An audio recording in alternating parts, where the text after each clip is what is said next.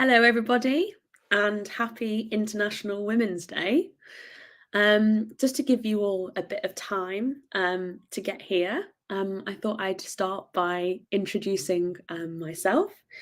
Um, and then I'll say a little bit about the talk I'll be giving today, as well as how you can tweet your questions to the @Chef Journalism account in case you have any questions about my talk or about my work more generally, or anything really about being a woman or a mother in academia. Very happy to answer those questions. So I'm Dr. Maria Tomlinson, and I'm a lecturer in public communication and gender at the Department of Journalism Studies in the University of Sheffield. So for many years, I've been researching women's experiences, particularly around bodily experiences like menstruation and childbirth and menopause. And this is something I've looked at in a wide variety of cultural contexts, but also media as well. So I started off with my PhD, which was about the representation of menopause, childbirth, and menstruation in women's writing in French. And this was from France, Algeria, and Mauritius. So I looked at Francophone women's writing and looked at how these experiences were different in each cultural context, based on politics, based on society, based on ethnicity, and based on religion and other factors as well. So I started off with my PhD in French literature, and now I find myself today in the Department of Gender Studies because I've wanted to look at how women's bodily experiences are represented in the media, and the impact of the media on perceptions of women's health, and perceptions of women's bodily experiences. And in the moment, I'm focusing on women and other people who experience menstruation. So looking at feminist activism and how this has influenced people's knowledge and perceptions of menstruation. So that's a bit about me. Also on a side note, I'm also a mum with a young baby, or he's just turned 1 now. So I've had to navigate an academic career as well as motherhood. And I had my baby on a temporary contract and have since thankfully secured permanent employment. So I'm also happy to talk about careers as well. So I'm going to say a quick reminder that if you would like to tweet any questions about my talk or anything else you'd like to ask me, please, as it says below, tweet your questions to @Sheffield Journalism. Okay, so I'm going to get started with my talk now after that brief introduction.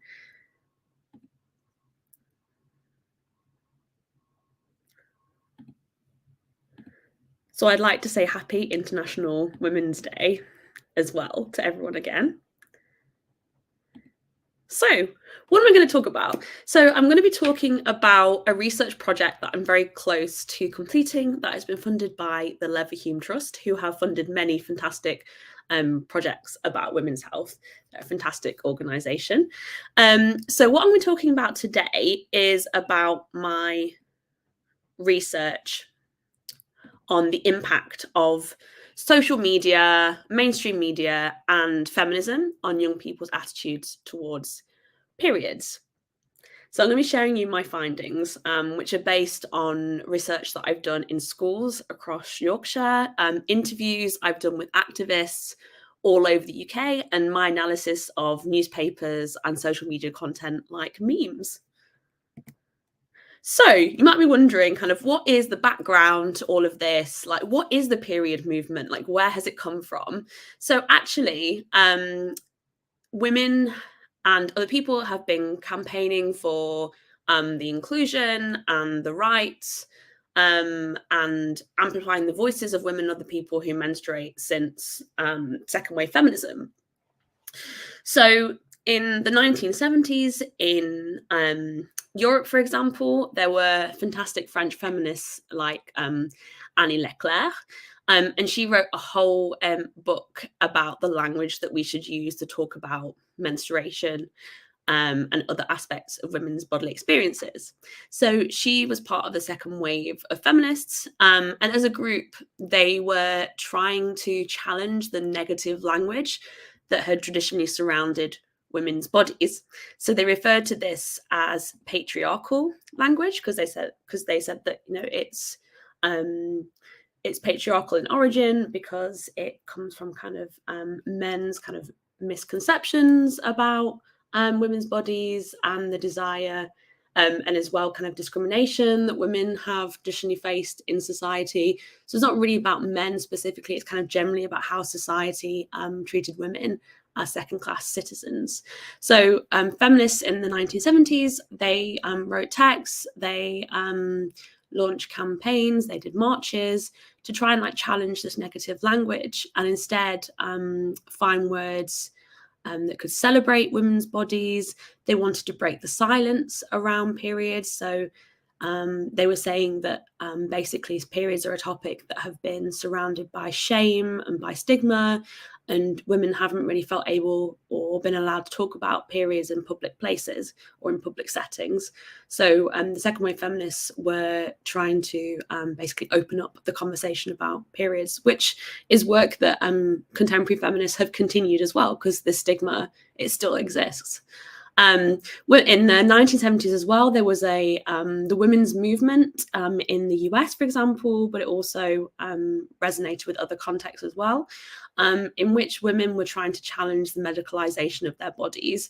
So basically, they were saying that, a lot of language that we have around menstruation is medically based.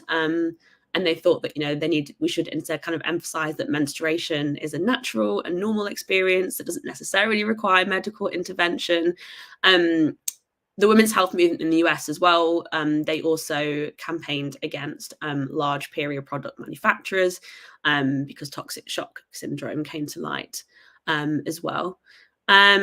So they wanted to more strictly regulate the period product industry. They also criticised advertisements such as for using blue liquid rather than red liquid because they believed that basically blue liquid was silencing periods. It was portraying them as something you shouldn't talk about, so that shouldn't be seen, and something unhygienic. So the period movement really began back then, or at least we can see the beginnings of formal evidence about it back then. So it's not a new phenomenon, as the media would have you think. But 2015 was a really big year for the menstrual movement all over the world. It's a movement that's not just limited to the global north, to countries like the US, the UK and France. And there's actually very vibrant period movements in the global south. So for instance, I was in Kenya last week and I met some absolutely incredible women there. And we had conversations about periods and we spoke about gender inequality.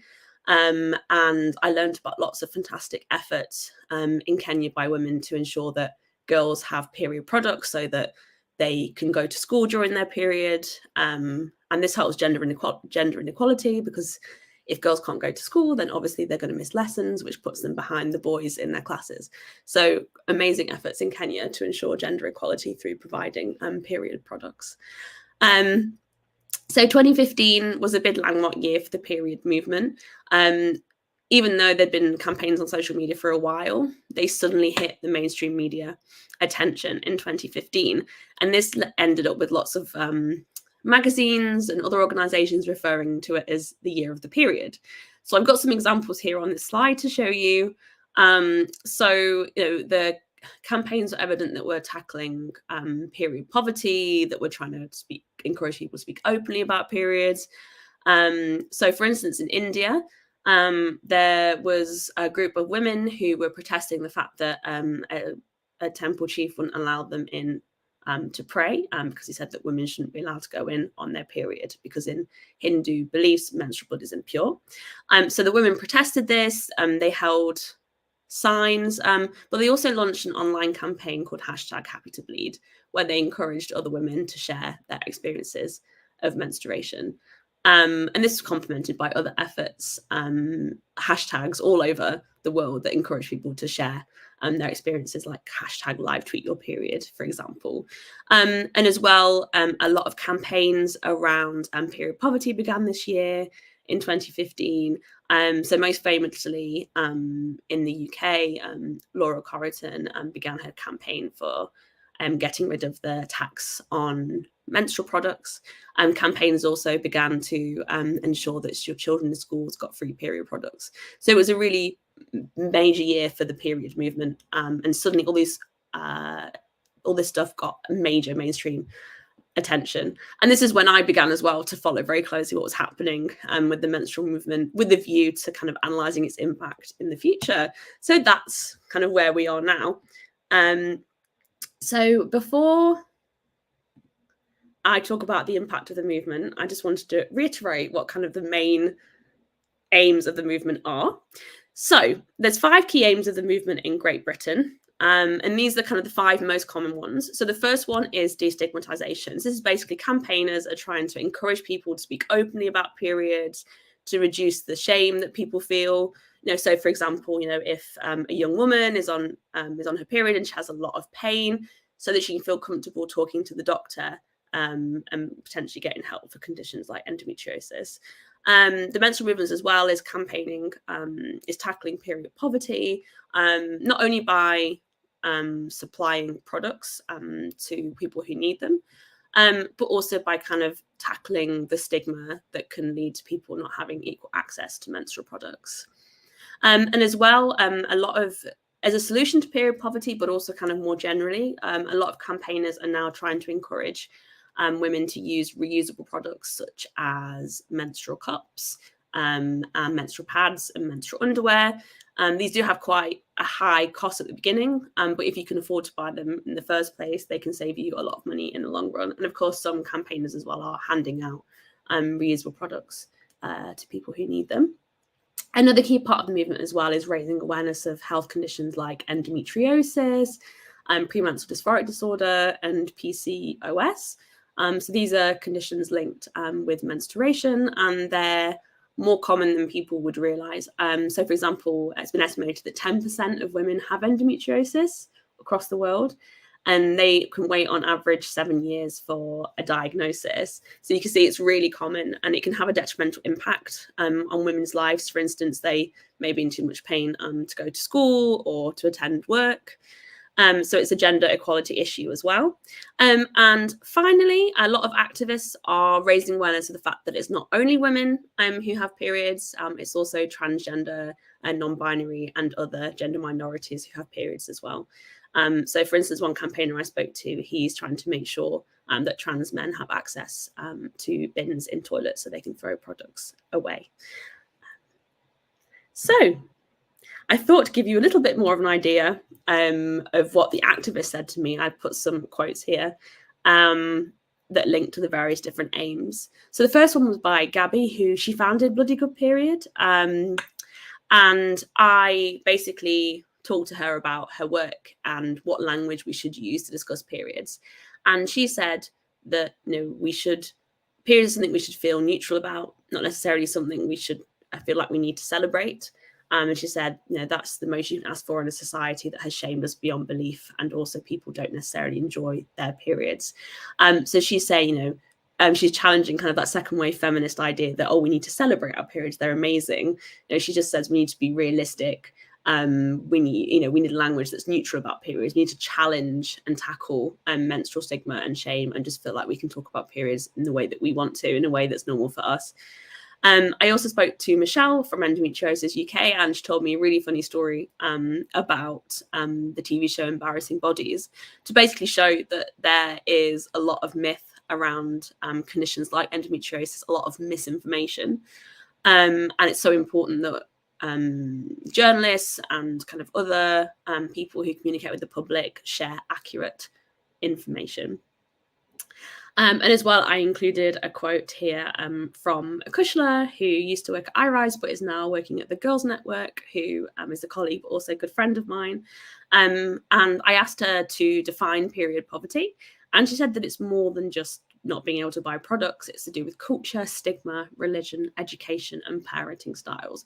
So Kushla, like many other people in the period movement, understand the importance of approaching periods from an intersectional way. So understanding that each woman or other person's experience of periods is different based on their kind of educational background, their culture, their ethnicity, their religion, etc. So obviously not everyone's experiences of periods are the same. So I'm finally going to come on to the impact of the movement on societal perceptions of periods. So I thought I'd go and talk to some young people, so aged between 16 and 19 in schools, often because a lot of period activism is aimed at educating young people about addressing gaps in their curriculum. Obviously, there's now free period products in schools across the UK. So they're often the target audience of these campaigns. So I actually wanted to see, did they know what the period movement is? Do they know what the main aims are? I also wanted to know in general how the media had influenced their perceptions of periods. But I also wanted to know what they thought about contemporary feminism and how online feminism had influenced their views of periods, as well as kind of other health and social issues that surround them. So I spoke to 77 teenagers across Yorkshire. I wanted to be inclusive as possible with the participants. So they're from lots of different cultural backgrounds. I spoke to 58 women, 16 young men, and I also spoke to 3 non-binary participants as well. And I generally spoke to them in groups of 3 to 5 students.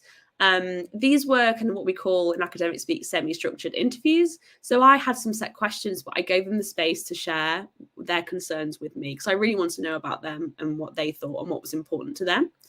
And I also gave them some focus materials, so I gave them some images, some examples from the media to look at just to gauge their immediate response. So, for example, on the left, I showed them this picture of the left on Kieran Gandhi running the London Marathon without wearing any period products.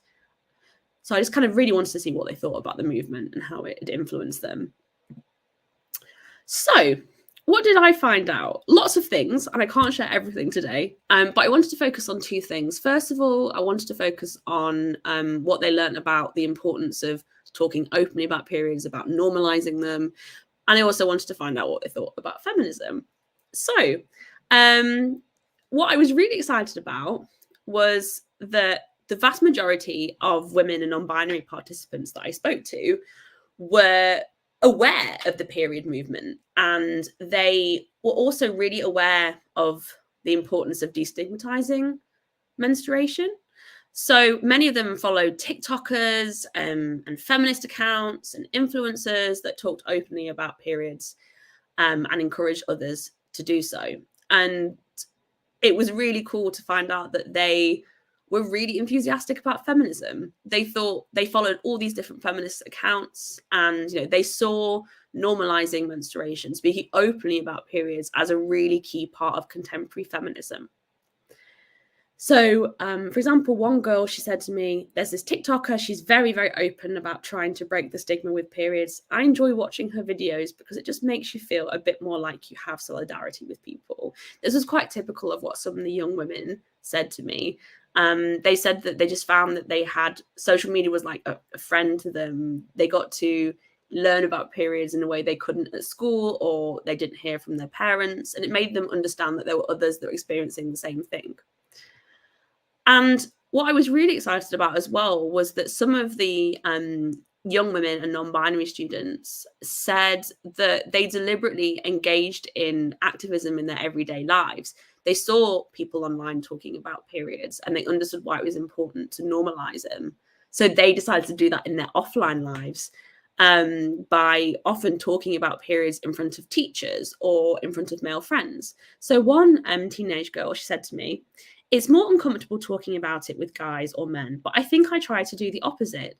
I try to be even more comfortable in talking about it, like even more overt. It's almost like to prove a point when I'm talking to guys, almost trying to normalize it, just to talk to them even more overtly than I would with women. So you can see here that she's deliberately making a point of talking to men. And she's using the word normalize. She's picked that up from her online engagement with social media, which is great. Okay, so a bit more about the feminist accounts. So these are some quotes from the young women and non-binary students that I spoke to on their opinions of feminist accounts. So I've got, for example, a screenshot of the account Feminist, which is the one they mentioned the most often. And it includes a very recent example that was posted by Gloria Awoba, about Gloria Awoba, who's a Kenyan senator. And she was raising awareness of period stigma very recently in Kenya by going to Parliament wearing a red stain on her outfit.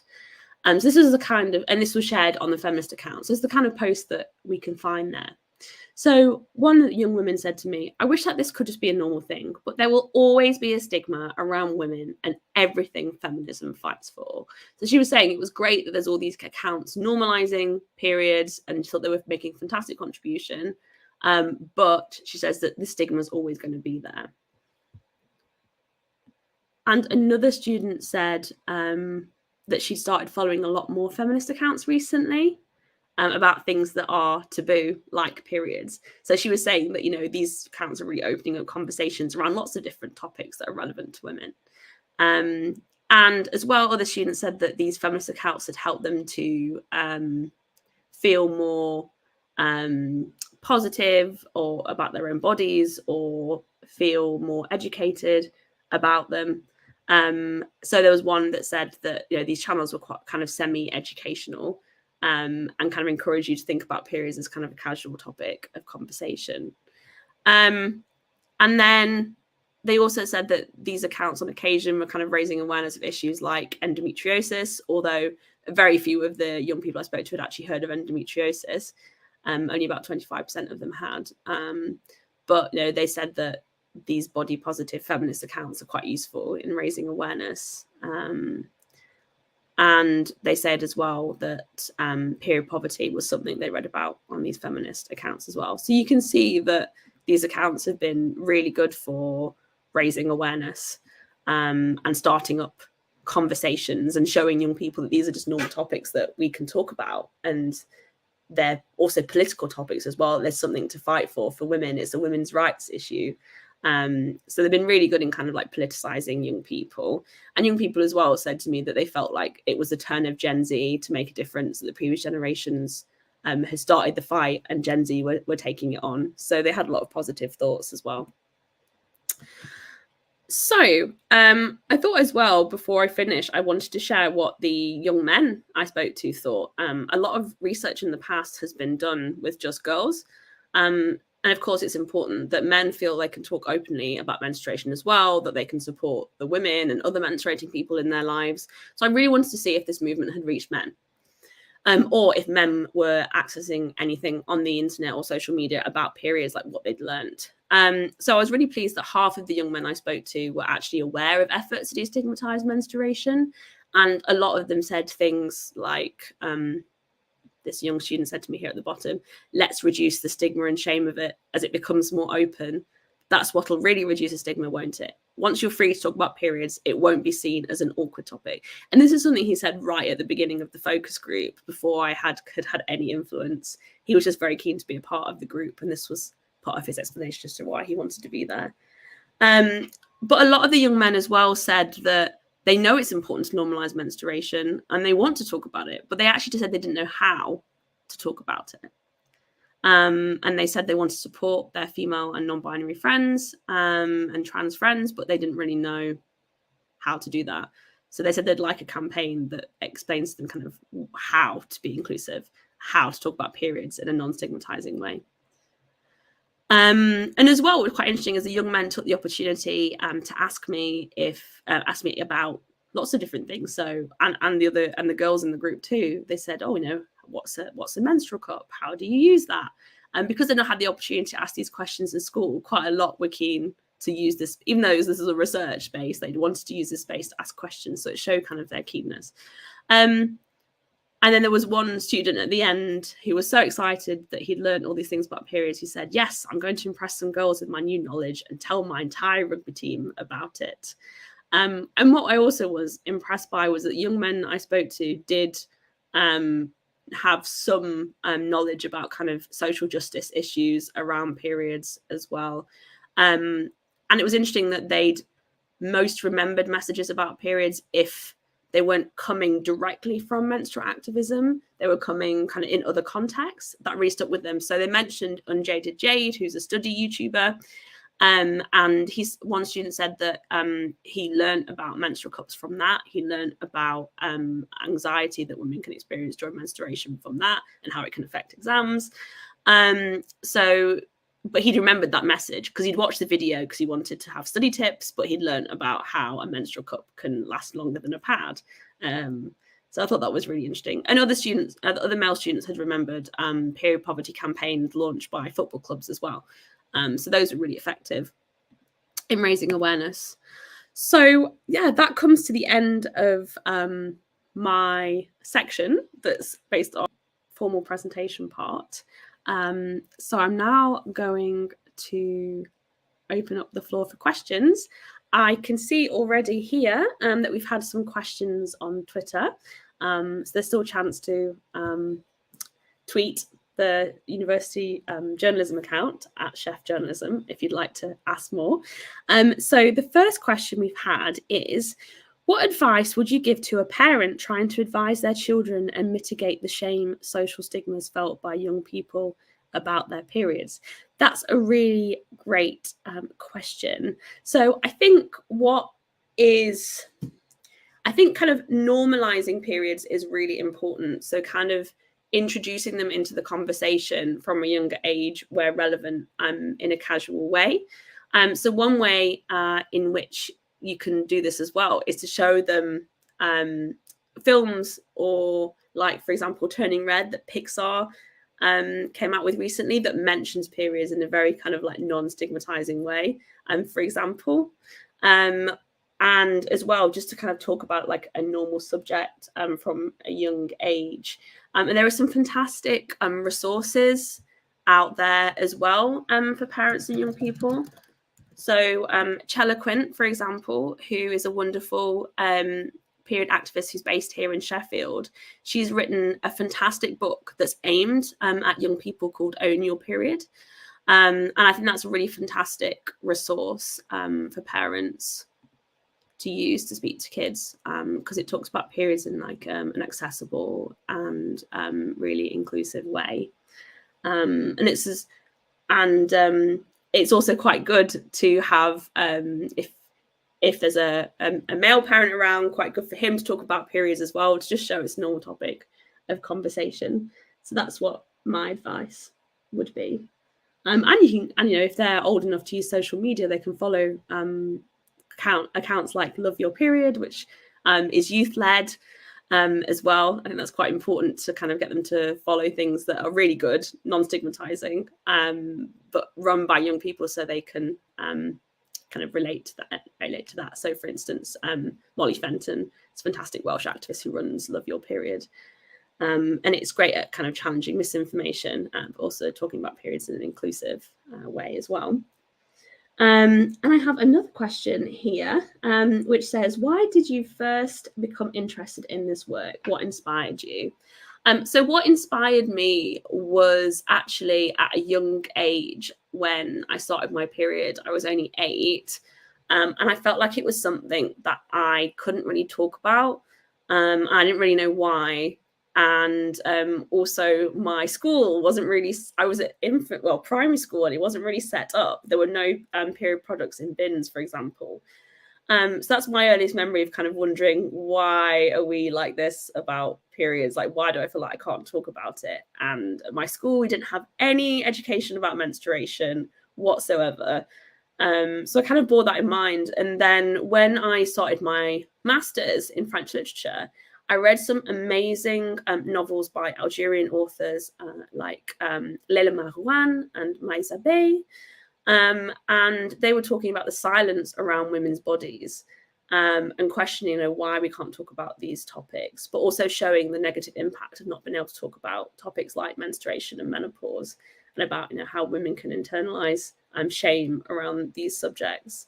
So I just thought, well, I really want to, and I looked around and I couldn't find any other literature that really looked at like how women's experiences of menstruation and menopause are represented in women's novels in French. So I really wanted to fill that gap and write about it. And then, of course, I was following the period movement during my PhD, and I thought, this is fantastic. I'm so glad to see that there's women and other feminists who are trying to campaign to improve the lives of women and other people who have periods. I mean, as well, I'm also really interested in this because it's a gender equality issue. And if we can make sure that women can have equal access to the workplace when they're going through menopause or menstruating, by giving them the kind of support they require, that's really important for gender equality. And I'm working with the British Standards Institutes at the moment on a fantastic standard that's going to give advice to employers on how they can best support employees who are menstruating or going through the menopause. So it's really great to be part of kind of important work that is basically improving the lives of women and fighting for gender equality. So that's my answer to that question.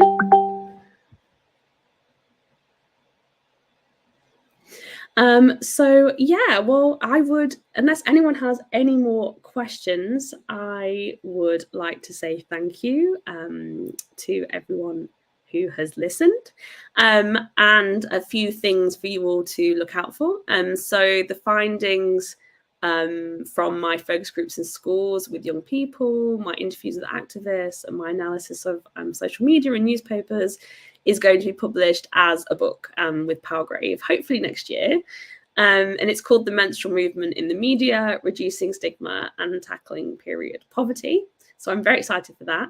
And also watch this space. I'm soon about to publish some guidelines for people who are writing and speaking about menstruation and communicating with young people. So I've been collaborating with Akushla, who I mentioned earlier, Akushla Young, who is an expert in menstrual health, women and communication. So we have created some guidelines for people in the period movement, but also others, on how to effectively engage with young people about periods via social media. So I will be tweeting about that hopefully in 2 or 3 weeks' time from my account at Maria K. Tomlinson. And if you're interested in reading my existing publications, I've also published something open access, so it's free to read and for everyone, about period memes and what they're telling us about the impact of activism. So yeah, I'd like to say thank you so much again to everyone for listening. And I'd like to wish you again happy International Women's Day. Bye, everybody.